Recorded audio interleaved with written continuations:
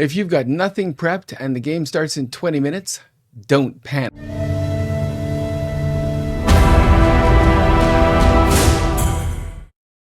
You don't need a full plan, you need momentum. You need to get things going quick and keep them going all night long. You want a game that starts fast and keeps on running. I'm going to show you how to do that today. Number 5 is my favorite. Skip the slow start. Start with action. You know what? Get them rolling the dice right away. One of the easiest things to start with is an encounter. An encounter is easy. You just flip open your monster manual and start with the first monster you see, or preferably something that fits in with your campaign, fits in with your story. Even better if you have a story that is something like, say you're going after a dragon. Well, kobolds make a natural fit in, on the way to the dragon, as do wormlings, other things like that. Dragonborn, if you have a band of evil dragonborn that are protecting the dragon or something. There's lots of things that you can do that are story related. But in any case, start some encounter. Start something, get the dice rolling, you'll be happy. Don't invent NPCs on the fly. I mean, if you're fast enough and you've got a good enough imagination, you can do it. But why bother? Why not have a little list on the inside of your DM screen that has just a name and a trait? Like Lilo keeps him in stitches. You want to be in the video? You want to be in the video. Trylana is a wizard. She has a long cloak and she has a nasty tick in one eye. That's a NPC with a name and a trait. You can run with it from there. Of course, again, if you have a story arc, it's best to put someone in that fits with the story arc. But if you don't, just yank one off your screen. I have a whole list of street urchins, beggars, thieves, scoundrels that you might find in alleys, things like that I can just pull off. And sometimes I give them little story hooks. The party finds them and they have something to tell the party that's helpful. So, that's a good little tidbit. But you can just write it down. It just has to have the name and a trait, and away you go. That's an NPC. Know your story. You're telling a story with this whole thing. So know what it is where you want to go.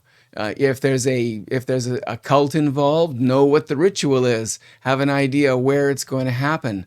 Have an idea what's required at the ritual. You don't need to know every detail, but if you have some of the large story plots, like there's going to be a dagger that's going to on the altar, before the ritual or during the ritual. You need to find that dagger and keep it away from the ritual. You don't need to know necessarily every single little detail. You just need to know where you're going and how it's going to end when you get there. A handy thing to have, and as a matter of fact, here's a little fun second edition accessory that was out many, many years ago that I've used, as you can tell by the paperwork inside of it. I've used this over and over again for simple story starts, things like that. You can just get things going. Drop a map on the party just by putting a map in their hands. And it's nice to have a physical map, one that you can hold up to the party. And in this one, it's actually got a whole little description on the back for all the stuff that's in it. That's kind of handy.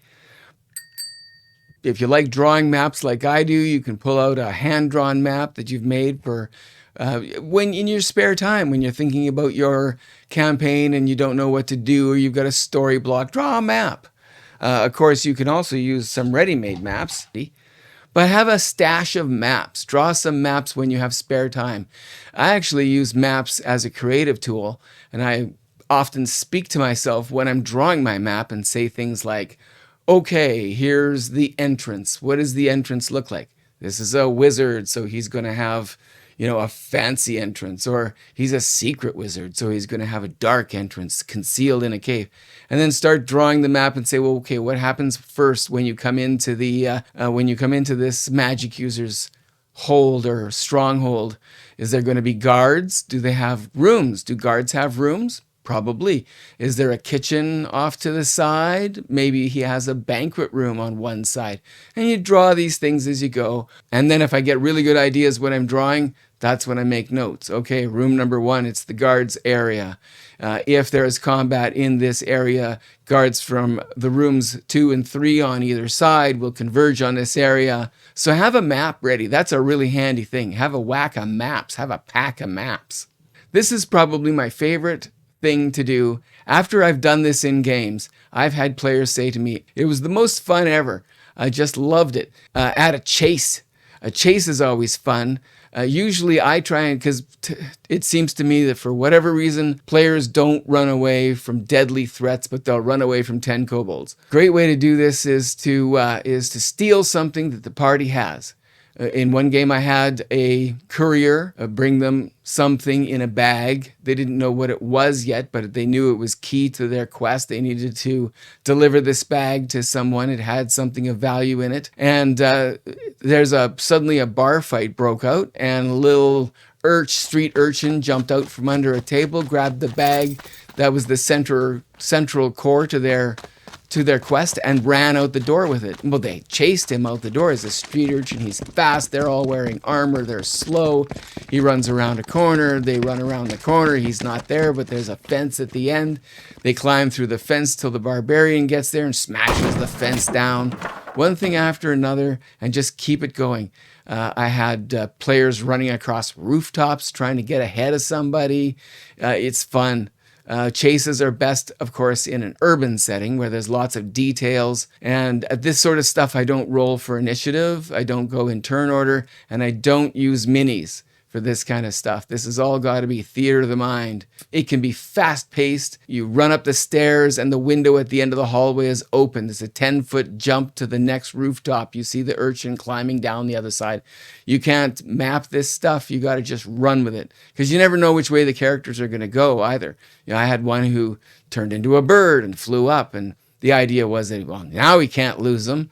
Well, and the guy ran into a building. So, one thing after another, everything changes. Just stay on your toes and keep it moving. But chases are fantastic. They're one of the best ways to keep things moving.